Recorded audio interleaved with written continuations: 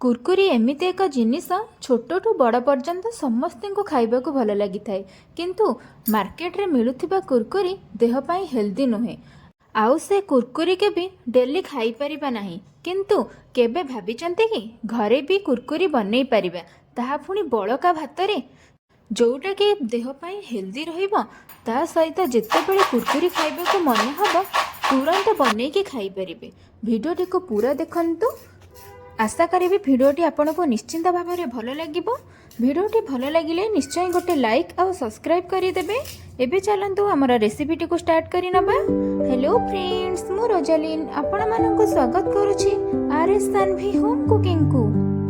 जेमिति मु आपण मानक कहिछि आज आमे कुरकुरी बनेइबा, तो आमे आज बळका भात रे कुरकुरी बनेइबा। तो एठी मु गोटे गिना अरुआ भात नै जाइछि। आपण एई अरुआ भात जगार उषुना भात भी नहीं पारिबे, आउ बळका भात जगार आपण फ्रेश भात भी नहीं पारिबे। एबे आमे कोन करबा, गोटे मिक्सर जार नबा। सेई जार मध्यरे आमे रखिथिबा भात को देई दबा। बेले बेले कोन हुए ना घरे किछि भात बळी जाई थाए, सेई समय रे छुआ को किछि चटपटा खाइबा को इच्छा हुए, ताहले आपण एई बळका भातरो कुरकुरी बनेकी आपणको छुआ माननको देई पारिबे। एठी मो ग्राइंडर जार सब दे देछि। एबे हमें एहार गोटे पेस्ट बनेकी नहीं आसीबा। आपण एहा को जेते ड्राई करिके पेस्ट करिवे आपणकर कुरकुरी सेते बढ़िया से बनिबो। एठी देखंतु मु बढ़िया से गोटे पेस्ट बनेकी नहीं आसीछि। एबे हमें एहा को गोटे पात्र रे बाहर करि नबा। एठी आपण देखि पारुथिबे मु केते बढ़िया से ड्राई करिके पेस्ट करि नैछि। आपण एमिति ठीक मो परे ही पेस्ट करि नेबे। स्वाद अनुसार लुण देदेबा हाफ चमच। आपण जेतिकी परिमाण रे करुथिबे सेही अनुसार आपण लुण देबे। हाफ चमच हल्दी गुंड देदेबा भल कलर आनिबा पई। एबे हमें सेथिरे हाफ चमच काश्मीर लंका गुंड देदेबा। एई लंका गुंड द्वारा हमर कुरकुरी रो कलर पूरा मार्केट भली आसी जाए। एबे हमें बाइंडिंग पई देदेबा 2 रु 3 चमच बेसन। ता सहित आमे एठी देदेबा 3 छोट चमच कॉर्नफ्लोर। आपणक पाखरे जदि कॉर्नफ्लोर अवेलेबल नथिबो ताहले आपण चाउल चना भी देई परिबे। गोटे रु 2 चुटकी देदेबा सोढ़ा। सोढ़ा आपण बेसी पकेबेनी, जस्ट अल्प ही पकेइबे। एबे आमे गोटे 5 टंकिया मैगी मसला पकेइबा। मैगी मसला पकेबा द्वारा कुरकुरी रो टेस्ट बहुत ही भलो आसी थाए। एइठी पूरा मैगी मसला ऑप्शनल अछि। एबे आमे सेथिरे 2 चमच रिफाइन तेल देदेबा। बस एथेर आउ किछि ऐड करिवार नाही। तो सबुतिक को भल से आमे मिसई नबा। एबे पर्यंत आपण मो भिडियोटी देखिलेनी। भिडियोटी केमिति लागिला प्लीज कमेंट रे मते निश्चिंत जणैबे। जदि भल लागिथिबो ताहले गोटे लाइक करि देबे। आपण जदि मो चैनल ले नुआ आसीथिबे ताहले सब्सक्राइब करि देबे।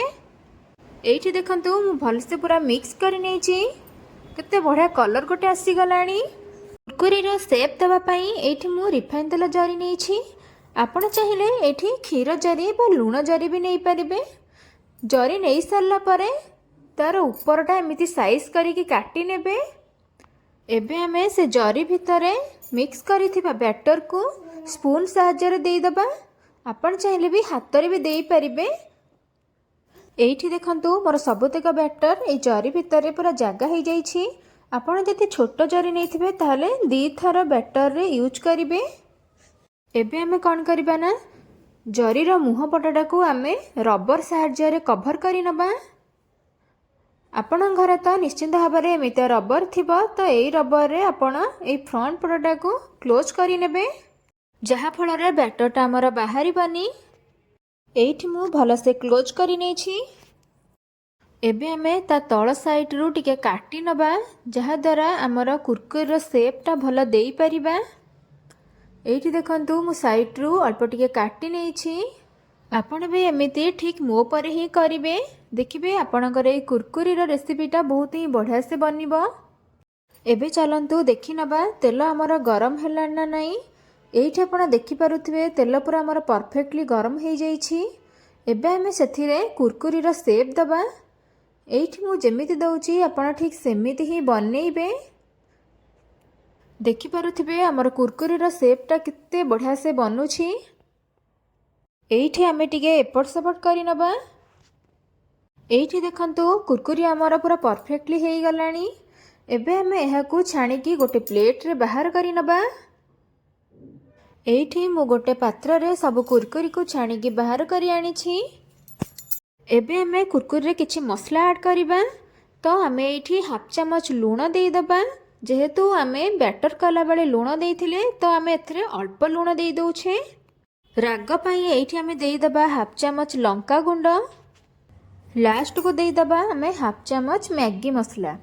ଆପଣ ଚାହିଁଲେ ଏସବୁ ମସଲା ନ ପକେଇକି ଚାଟ୍ ମସଲା କେବଳ ଗୋଟେ ହିଁ ପକେଇଦେଲେ ବହୁତ ହିଁ ବଢ଼ିଆ ଲାଗିବ। ଯଦି ଚାଟ୍ ମସଲା ଆଭେଲେବୁଲ୍ ନଥିବ ତାହେଲେ ଆପଣ ଏଇସବୁ ମସଲା ପକେଇ ପାରିବେ। ସବୁ ମସଲା ପକେଇ ସାରିଲା ପରେ ସବୁତିକକୁ ଭଲସେ ଆମେ ମିକ୍ସ କରି ନେବା, ଯାହାଫଳରେ ମସଲା ସବୁ କୁରକୁରି ସହିତ ସେଟ୍ ହେଇଯିବ।